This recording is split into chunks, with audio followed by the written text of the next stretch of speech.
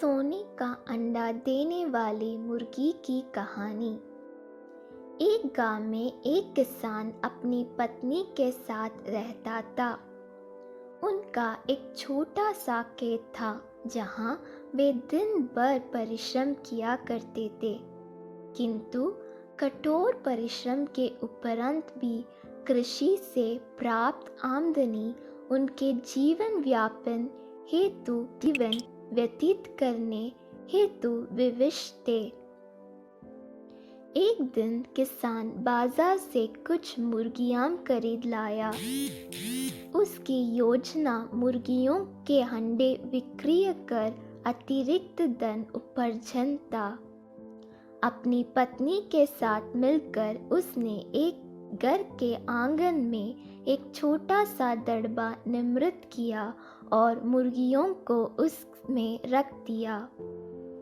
Bore होने पर जब उन्होंने दड़बे में झांक कर देखा तो आश्चर्यचकित रह गए। वहां अन्य अंडों के साथ एक सोने का अंडा भी पड़ा हुआ था। किसान उस सोने के अंडे को अच्छी कीमत पर जौहरी के पास बेचाए दड़बे में सोने का अंडा पाया।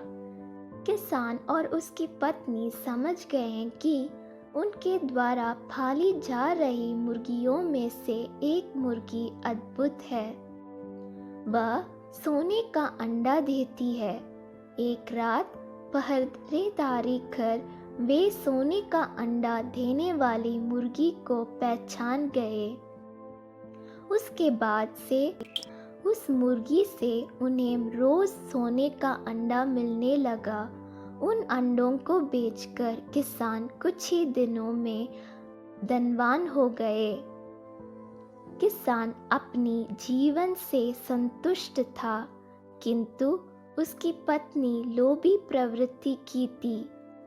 एक दिन वह किसान से बोली, आखिर कब तक हम रोज एक ही सोने का अंडा प्राप्त करने मुर्गी के पेट से एक साथ सारे अंडे निकाल ले? इस तरह हम उन्हें बेचकर एक बार में इतना धनवान हो जाएंगे कि हमारी साथ पुश्ते आराम का जीवन व्यतीत करेगी। पत्नी की बात सुनकर किसान के मन में भी लोभ कर आया।